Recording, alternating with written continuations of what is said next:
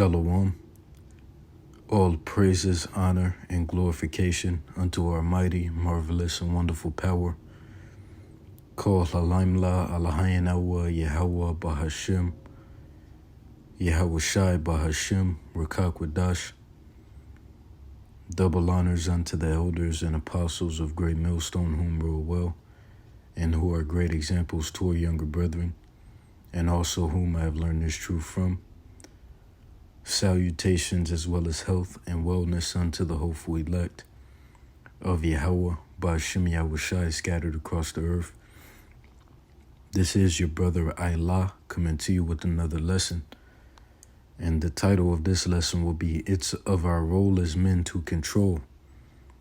And the topic of this lesson will be Intel as an intelligence behind the order. So Lord willing, the elect of Yahweh Ba'ashim Yahweh Shai be edified. And let's get right into it, man. Once again, it's of our role as men to control, as it is written. Because nowadays, within the mentality of these modern women, pretty much boundaries that men set are deemed as controlling. Right? As if a man being controlling is a bad thing, which it's not. It's of our role as men to control. Right? You women are to be under the control of men. That's how the Lord set it up. And that's righteous, man.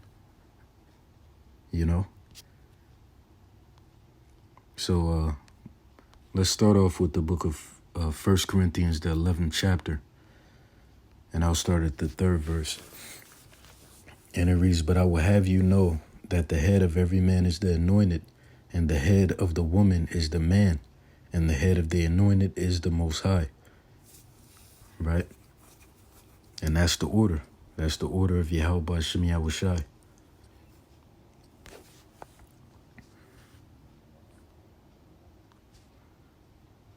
Right? So next, let me move on to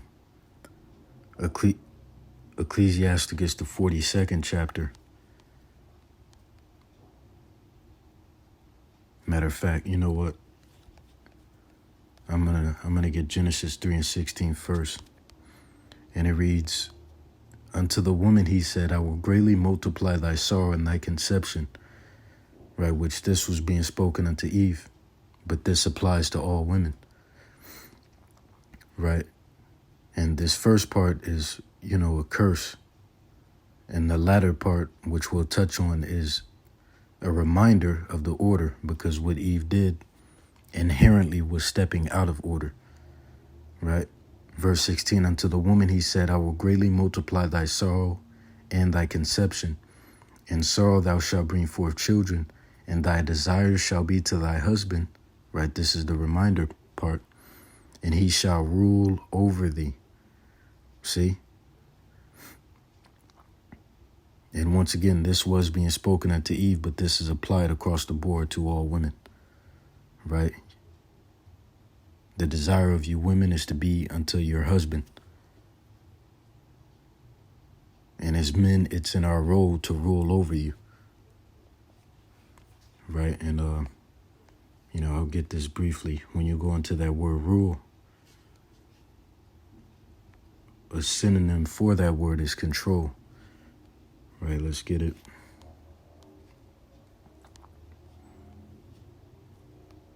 Right, Genesis 3:16.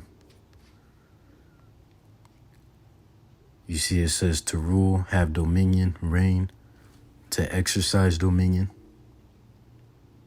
Right? Let's get some more. You see it says control, jurisdiction, command, power, sway, dominion, government, authority, direction, mastery. Right? Which, that's what we are to you women. We're your lords, And pretty much you're gods, man.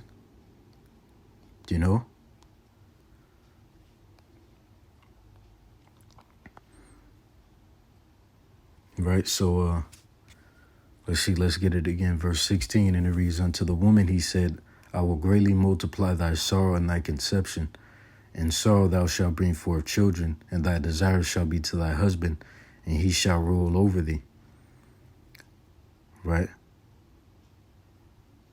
And that's another thing, man. Nowadays, you know, touching again on the mentality of these modern women, you know, they contain the ideology that they don't need a man and, you know, a bunch of bullshit, man. You see, but going back to 1 Corinthians, the 11th chapter and the 3rd verse, which I brought this out before, but pretty much, you know, and I'll give an example. When you look at the human anatomy, if the body was without the head, the rest of the body wouldn't function properly, right? And that can be applied to the woman, and her being without her head, which is the man, she does not function properly, right? Women are to have some form of you know, some, for lack of a better term, women are to have a male figure of some sort in their life, right? You know? And that was major in the ancient times, you know? The woman or the daughter would be transferred from being under the rule of her father over to being under the rule of her husband. See? You know? And this is why. The scriptures tell you why, man. So now I'll go here. Ecclesiasticus, what was it? 42 in the 9th verse. And it reads, the father waketh for the daughter when no man knoweth, and the care of her taketh away sleep. When she is young, lest she pass away the flower of her age, and being married, lest she should be hated. Right? Because, you know, as a woman being unmarried was looked down upon in the ancient times. Right, verse 10, in her virginity, lest she should be defiled and gotten with child in her father's house. And this is the point. And having an husband, lest she should misbehave herself. Right, when the woman is without her head, she does not function properly in some way, form, or fashion. Right? Women are to be under the rule of men. And as women, your purpose is to serve men. That is the reason why you were created. And we'll get that too briefly. And when she is married, lest she should be barren. Right, verse 11. Keep a sure watch over a shameless daughter, lest she make thee a laughingstock to thine enemies, and a byword in the city, and a reproach among the people, and make thee ashamed before the multitude. Right? So now let me go here. Salakia. Right, let's see. Yeah, we already got that. So now let me go here to Ecclesiasticus, the 36th chapter. And I'll start at verse 24. And it reads, he that getteth a wife beginneth a possession, a help like unto himself, and a pillar of rest. Which when you go into the etymology of the word woman, the meaning thereof is female servant. Which that's the purpose of you women, to serve men. Right? And right here it says a help like unto himself, because the word man means servant as well. But the intel behind that is that the purpose of men is to be a servant unto the Lord, and the purpose of you women is to be a servant unto men. Right? So verse 24 again, he that getteth a wife beginneth a possession, a help like unto himself, and a pillar of rest. Right, continuing on verse 25, where no hedge is, there the possession is spoiled, and that possession is still talking about woman. Right? And a part of our ruling over you is to establish that hedge, which are boundaries, right, structure, so on and so forth. Where no hedge is, there the possession is spoiled, and he that hath no wife will wander up and down mourning. Right? So I want to continue on to the book of Ephesians, the 5th chapter, and I'll start at verse 21. No, 22. And it reads, wives, submit yourselves unto your own husbands as unto the Lord. See? For the husband is the head of the wife, even as the anointed is the head of the church, and he is the savior of the body. Going back to pretty much, we're gods to you women, man. We're your lords. And the scriptures tell you that, man. And that understanding is going to be reestablished within the earth soon to come. Right, verse 24, therefore as the church is subject unto the anointed, so let the wives be to their own husbands in everything. Right, let's look up that word subject. Right, it says, Salakia, hold tight.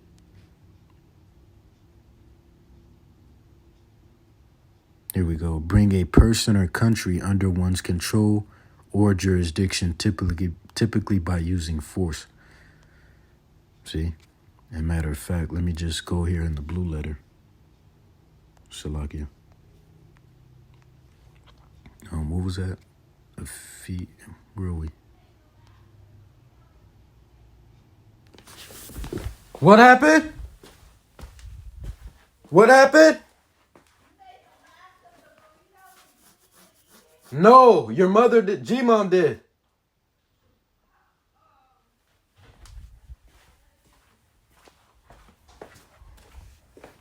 Salakia, brothers.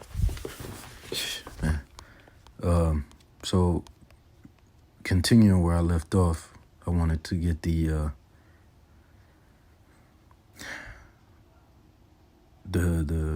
meaning of that word subject. It's all right. Good Lord. Subject. Right. So you see here it says to subject, put in subjection, obey, right? To submit to one's control, which that's what you women are to do. Which in the ancient times, that was a no-brainer, man. But nowadays, you women, you know, you have no understanding of your purpose. Just, pretty much useless, vain. To obey, be subject. I mean, besides being, a piece of ass, and that's most of you women. Not all of you, but it's to whom the shoe fits. So let's see. See? Be under obedience, to obey. You get the point. Right, so let's see. Now let me get Colossians, the 3rd chapter, verse 18. And it reads, wives, submit yourselves unto your own husbands as it is fit in the Lord. Right? So Lord willing, now end it with this. I'm going to get 1 Peter, the 3rd chapter, starting at verse 1. And it reads, likewise, ye wives, be in subjection to your own husbands, that if any obey not the word, they also may without the word be won by the conversation of the wives, which that word conversations goes in the manner of life. While they behold your chaste conversation coupled with fear, whose adorning let it not be the outward adorning of plaiting the hair and of wearing of gold and of putting on of apparel, which the word adorn means to beautify. Right. Verse 4, but let it be the hidden man of the heart, and that which is not corruptible, even the ornament of a meek and quiet spirit, which is in the sight of the Most High of great price. For after this manner in the old time, the holy women also, who trusted in the Most High, adorned themselves, being in subjection unto their own husbands, even as Sarah obeyed Abraham, calling him Lord, whose daughters ye are, as long as ye do well and are not afraid with any amazement. So with that, Lord willing, you were edified. I'm going to close out. Once again, all praises, honor, and glorification unto our power. Call Halaim La Alahayan Awa Yahweh Ba'Shem Yahushai Ba'Shem Rakak. Salutations as well as health and wellness unto you, since your Akim and few since your Akwat. See you in the next lesson, Lord willing. Wa Yahweh ba Shimya wa Shai Baba Kasha Abba Babo. Wa Shalawam DTA Sum and stay sharp. Keep pushing.